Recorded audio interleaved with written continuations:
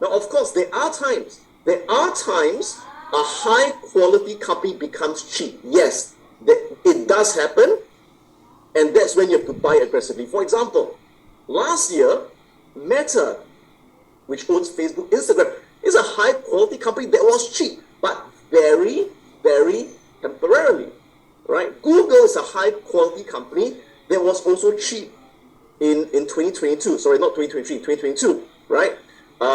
Microsoft and even Nvidia, my God, Nvidia, which is a high quality company, dropped below $150 in 2022. That's when I bought it. So you will also have high quality companies that get cheap as well, but it's not that often. So when it happens, you gotta grab it, right? And when high quality stocks are not cheap anymore, yeah, you gotta wait. You gotta be patient, wait for them to get cheaper. But in the meantime, don't be tempted to go and buy something cheap just because you want to buy something. Because you buy something cheap, it's low quality. You understand? It's like, for example, it's like you want to date this hot girl in the school or this hot guy in the school, but they're not available. They've already got a girlfriend or boyfriend, and you're bored at home, and because of that, you go date the low quality girl or the low quality guy, right? And because you date that low quality person, when that high quality person breaks up with their boyfriend, you can't go out with them because you're stuck with the low quality girl or guy. Okay? So you're gonna make yourself available and not use up your time or resources with the low quality stock and get freaking stuck there. Okay? So sorry, that's my very crude analogy, but you get my point, right? One of the best decisions I made last year, in fact, I made this decision in end of 2022, was I sold TSMC, Taiwan Semiconductor, and I bought Nvidia. All right, so let me tell you that story. It was a very interesting story. So in late 2022, I didn't have Nvidia yet. In late 2022, all right? Sorry, I think it was the last quarter. I had TSMC. Now, TSMC or Taiwan Semiconductor Company is not a bad company. It's actually a very good company, but the share price has been undervalued for very long because of this long-term threat of China attacking Taiwan. And to me, it's not a short-term issue, it's a long-term issue. China will not let go of it. China will continue to threaten Taiwan for the next 10, 20, 30 years and eventually maybe take over, I don't know, right? But it's a long-term threat. So I felt that even though TSM is a great company, but because of this overhanging threat, you know, the share price won't go as much, all right? So I decided to sell TSMC in 2022. And I remember that when I sent the notification to my subscribers, a lot of them lost their freaking mind. They said, Adam, how can you sell TSMC? It's a good company and it's so cheap, right? And you said, hold long term, why are you selling it? I said, because I think there's something even better, right? And I bought Nvidia immediately. And when I bought Nvidia, they lost their freaking mind again. They said, Adam, how can you buy Nvidia? Nvidia is so expensive. How can you sell the cheap stock by the expensive? Are you crazy? I said, no, I'm not crazy. It's because both are great companies, but Nvidia doesn't have that long-term overhang of the Taiwan issue, right? And this was the exact point where I sold TSM. So I sold TSM, this TSM, right? I sold it when it had a PE ratio of 16, all right? And then I bought immediately Nvidia with a PE of 65. Now again, some people think I'm crazy, right? You sell the 16 PE and you buy the 65 PE. But since then, both have gone up, right? But Nvidia has gone up a lot more than TSM. But here's the interesting thing. Last year, although Nvidia went up 250%, right? But Nvidia's profits went up more than 250%. In fact, if I'm not wrong, I think Nvidia's profits went up like 400 to 500%, which means even after Nvidia went up 200%, the PE ratio is the same. Is the same. In fact, because Nvidia's profits are set to grow even more, their forward PE is now only 30 times earnings. So remember that when the price goes up like crazy, but the earnings, the E, goes up even more, the PE will go down. All right? So that is one of the best decisions I made. Sell a company to buy an even better company, even though the even better company is not cheaper. Okay? So the lesson I want you to remember is this. Quality, write this down. Quality is more important than price. Now, of course, they are both important. I'm not saying price is not important. Price is important, but quality is more important than price. I rather buy a high quality company at a fair price than a mediocre or low quality company at a very cheap price. Do you guys understand what I'm saying?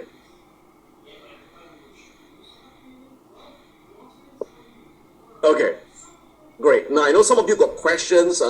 Please ask during the Q&A session at the end of the webinar, right? Now here's another example. What are other stocks that did not do well and continue to not be able to rebound? Sea Limited.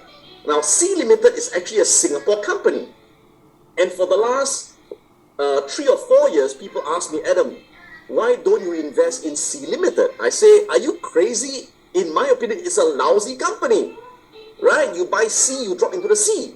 Okay? Why? Because why do I say it's a low quality company? Because it doesn't make money. It doesn't make any freaking money, right? Although the revenue is going up, right? But it's losing money. It's losing money. Okay? So when a company doesn't make money and shit happens like high interest rates, the stock's going to collapse. And the only reason it went up before that was because based on hype. So you've got to be very careful. Are you buying a stock price going up based on hype or based on earnings? Because if it's based on hype, it will not last. Eventually it's going to collapse. But if it's based on real earnings, then that share price appreciation is sustainable for the long run. Okay?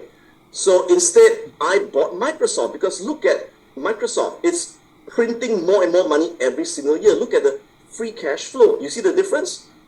Again, I don't understand why people buy stocks like AMC. Why people buy stocks like Grab. These guys are all not making money. These are low quality companies. Now, PayPal makes money.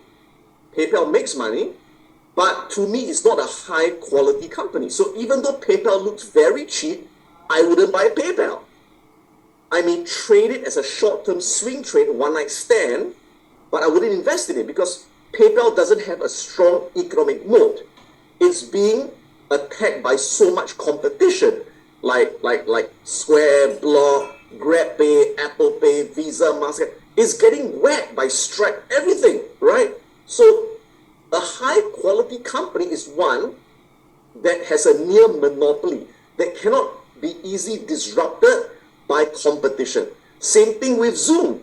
I wouldn't buy Zoom because although we are using Zoom right now, but Zoom is getting disrupted by Microsoft Teams, and in fact, right now WhatsApp. You all know that WhatsApp now has got video calling and screen sharing, right?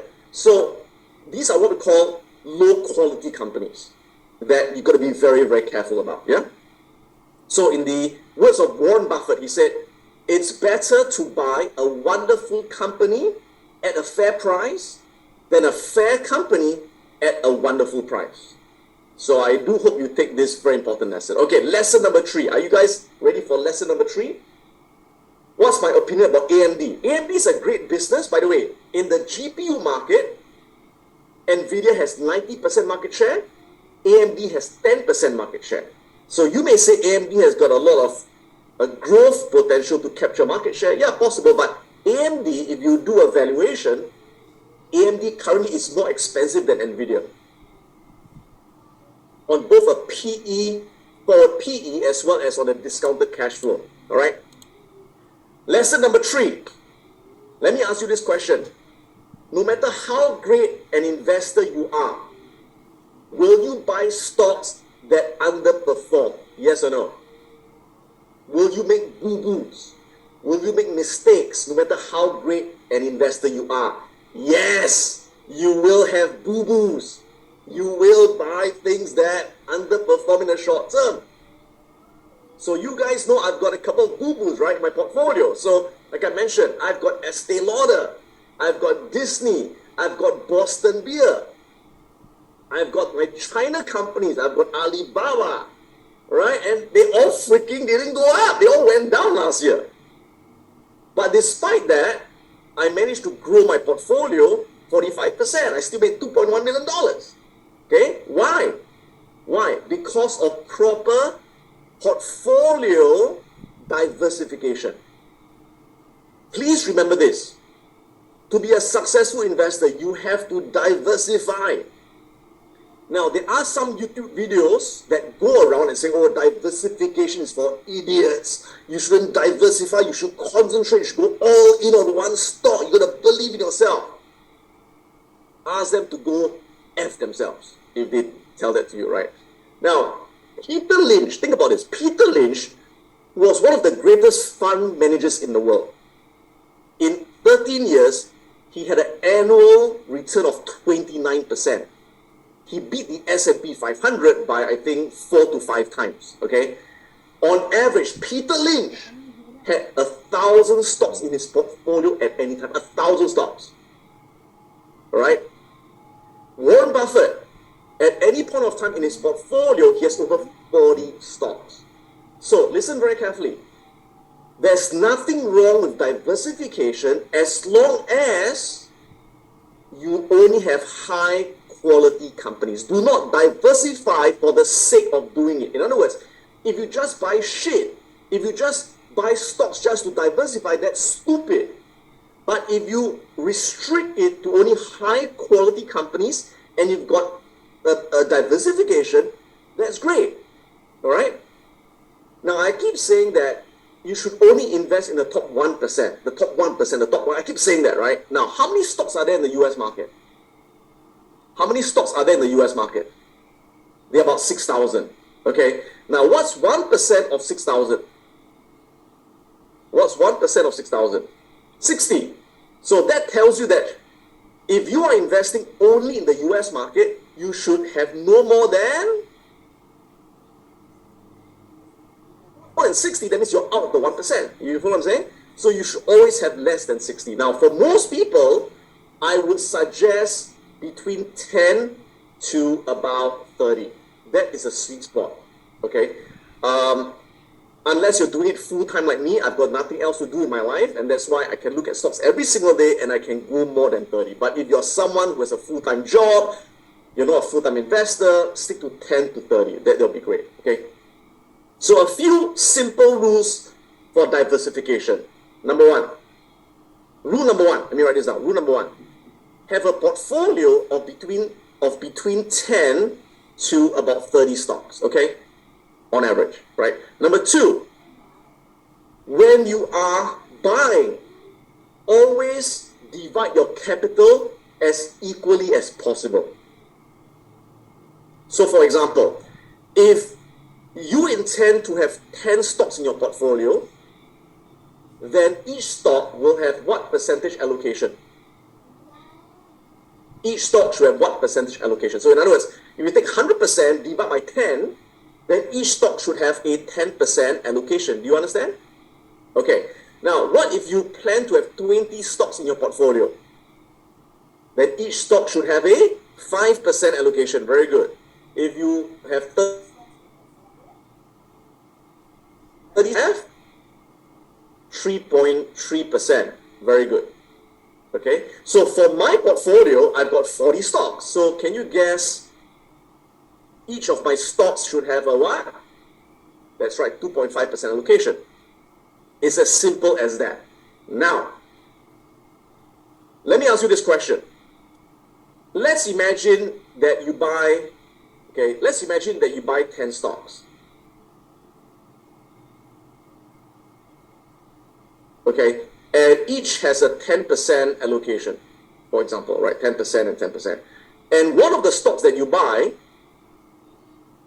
happens to be NVIDIA.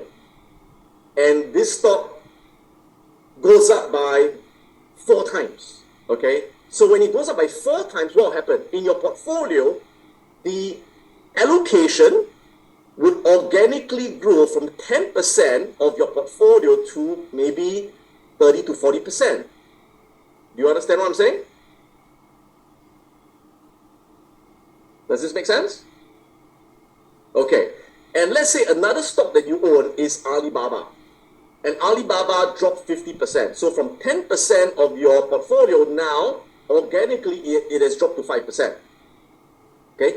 So as time passes, your portfolio will no longer be balanced. One stock will become more, one stock will become less. You understand? Now, question. Every year, rebalance your portfolio. This is what many fund managers do. They do what we call rebalancing. What does rebalancing mean? Rebalancing means they take the stock that went up a lot and they sell the shares to bring it back to 10%. And then the one that dropped to 5%, they buy more of this to bring it back to 10%, to rebalance everything to 10% again. That's called rebalancing. Now, is that a smart thing to do?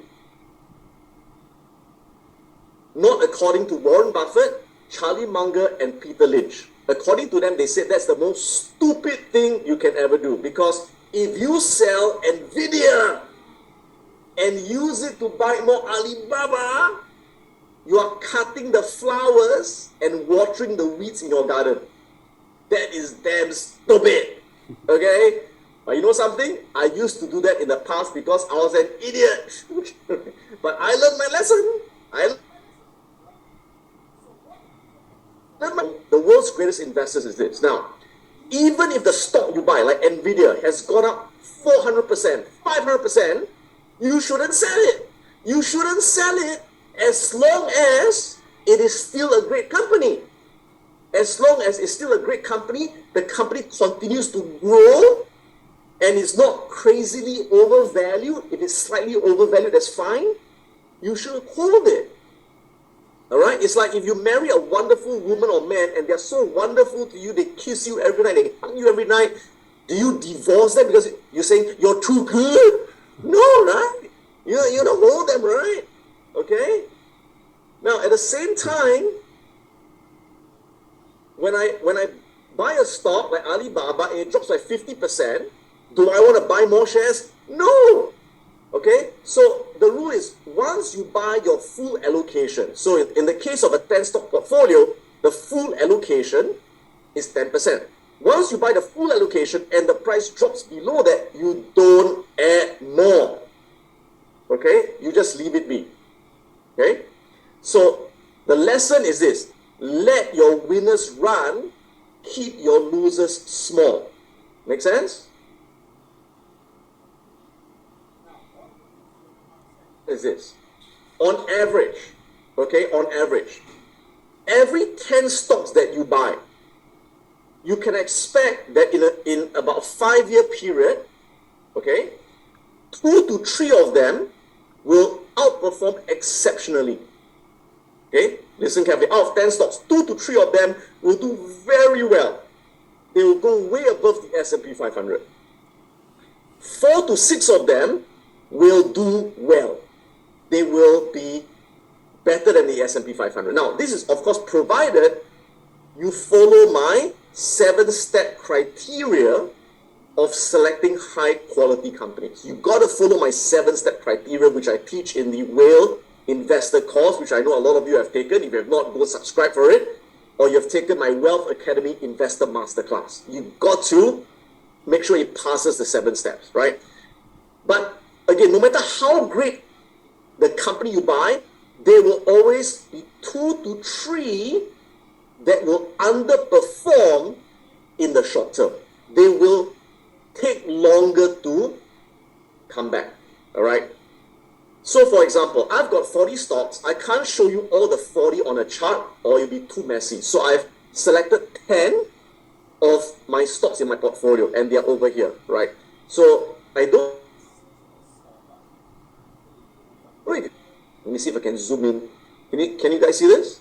These are my 10 of my stocks, okay? So, my best performing stock was NVIDIA. All right, so NVIDIA went up 700%. And it accounted for not most, but a lot of my gains in my portfolio, right? And then, so which stocks perform exceptionally well? NVIDIA, ASML, Apple, and Microsoft. Okay, so these were the super performers. And then those that performed well were Lowe's, Meta, and Amazon. Then, like I told you, there'll be 2 or 3 that underperform. Now, they will rebound later, but they are slower, okay, to rebound. Estee Lauder, Disney, and Baba. Okay? Now, so you can see collectively, when you hold a portfolio of 10 companies, the super performer more than make up for the underperformance. They will make up for it, and overall, as a portfolio, you will get double-digit returns. You will beat the S&P 500. Do you understand the concept here? Here's the problem. The problem is that you never know, out of 10 stocks you buy, you never know which will be the super performers, which will be the underperformers. You won't know until after it happens. And that's why you have to keep all of them. You have to keep all of them. I know some investors where they bought NVIDIA at $150. And then when NVIDIA went up to 200, they were so happy and they sold it at $200. It's kind of like the moment it starts to do well, you sell it, right, at $200. And I've got a friend who sold NVIDIA at $200 and used it to buy more Alibaba at $120. And even though he owns the same stocks as me, but he underperformed the market because he cut his flowers and he watered his weeds. All right? But if you just let it run, you see the winners will make up for the losers. Now, eventually, do I think that Alibaba and Estee Lauder will rebound and be a winner? Yes, I think eventually they will, but I don't know when, right? But eventually they will catch up. But for Disney, well, I decided to sell that because I think that's going to take a long time. Again, I could be wrong, right? But I decided to reinvest in something else. Okay. Is this useful so far, guys?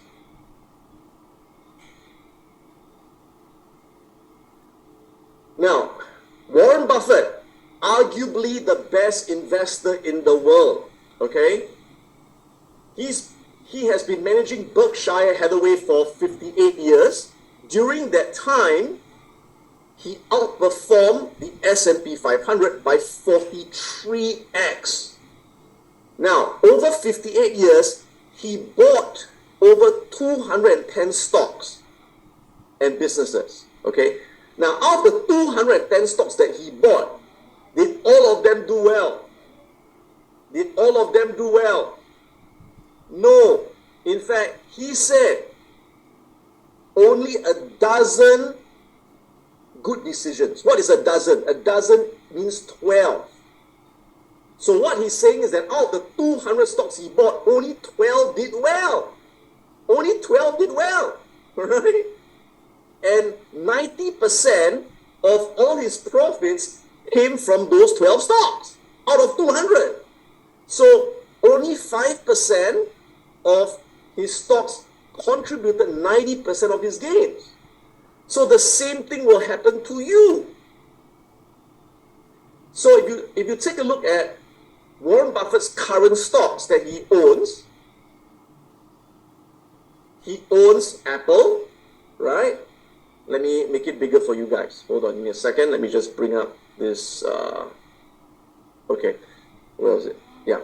So he owns Apple. He owns HP. He owns American Express, right? CVX, Bank of America, Coca-Cola, Occidental, New, Kraft Heinz, Paramount, right? He owns all these stocks. But take a look. Out of these stocks he has now, only Apple and only 3 beat the S&P. he has got 1, 2, 3, 4, 5, 6, 7 that sucked.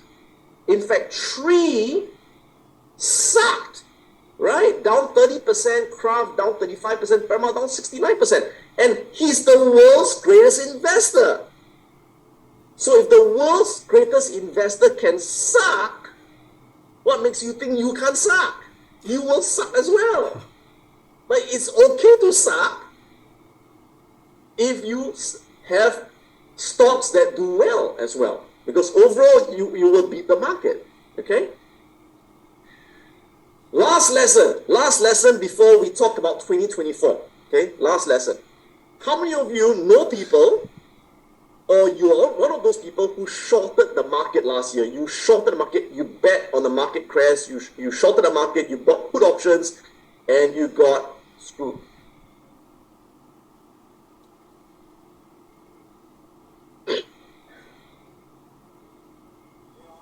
Short sellers lost $80 billion last year betting against the market because they listened to all the doomsday porn stars. Oh, there's going to be a recession, there's going to be a crash. They shorted the market and they got screwed. Now, here's the funny thing. A lot of people I watch on social media, they like to short the market because they think it's very glamorous. They think it's really cool to go against the market because they watch the show like The Big Short and stuff like that, right? But I'm here to tell you my lesson. In the old days, I used to short a lot myself. Yes, I used to short the market a lot in the past. But now I very rarely short the market. Very rarely. Because I realize that when you short the market, yes, in a short term, you can make a lot of money when the market goes down. But over time, whatever money you made by shorting, you will lose it all back to the market. Because eventually the market will rebound very fast and screw you as a short seller, right? So take a look at this. Shorting is glamorous, but it doesn't pay the bills, okay? Because in the long run, as you guys know, the market always goes up. So short sellers in 2018, when the market dropped, ooh, they made money. They felt really smart. Ooh, I'm like Michael Burry, right? But what happened in 2019, 2020, and 2021? The market ended higher, and whatever they made here, they lost even more. And then they shorted again in 2022, and yep, they made a killing. They say, I'm so smart. But then in 2023, whatever they made, they lost it again. So if you take the long run, short sellers never make money. One of the greatest traders in the world, his name is Stanley Druckenmiller. Who has heard of Stanley Druckenmiller? I'm just curious. Stanley Druckenmiller. He used to work for George Soros, right? And if you listen to his recent interview, he said that in the last 40 years of trading, if he adds all his short trades combined, he realized he didn't make any money of all his short. I made a lot of money sometimes, but in the end, all the money I made, I lost it back again. And this is from one of the greatest traders in the world, Stanley Druckenmiller, right? So what's the lesson? Don't bother with shorting, okay? Because if you look at the market odds, take a look at this, okay? These are the stock market returns going back the last 73 years, 1951 to end of last year, right? And you can see that out of all these years, how many years ended positive? 57 out of 73. And all these years over here ended negative, which is 16 out of 73, which is 22% of the time. So remember, anytime you short the market, your probability of making money is 22%. It's as simple as that on any given year. And anytime you buy into the market, your probability of making money is 78%. Now, if you understand odds and statistics, would you rather the odds be in your favor or the odds not be in your favor? You get the point? Right? Now, a lot of people will scare you and say, oh, the market's going to drop 10 to 20%. Now, how often does the market drop 10 to 20%? How often does this happen? It happens 5.5% of the time. Okay? But how 10 to 20%? It goes up 10 to 20%, 23% of the time. Okay? So what is 23 divided by 5.5? Let me calculate for you. 23.3 divided by 5.5 equals to 4.2 times. So what does it mean? The chance of the stock market going up 10 to 20% in a year is 4 times more likely than the market dropping 10 to 20%. You see what I'm saying here? Now, how often does the market drop 20 to 30%? It only happens 2.8% of the time. How often does the market go up 20 to 30%? It happens 20.6% of the time. So, if you are someone who understands statistics, which is more likely? 20.6 divided by 2.8 equals to 7.3 times. So, the market is 7 times more likely to go up 20 to 30% in 1 year than to drop 20 to 30% in 1 year. So when you listen to all these doomsday people, the oil market's going to crash 20%, going to crash 30%, yes, it can happen, but statistically, it happens 2 to 5% of the time. And if you are betting on that 2 to 5% outcome, can you see why you will always lose money eventually? Because you're betting against the odds. Okay? So those are my key lessons for 2023. Everyone still with me?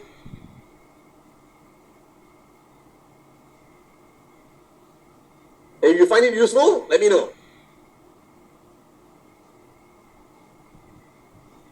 Okay, cool. Now let's go on to 2024, of which we are already like almost 1 month into 2024.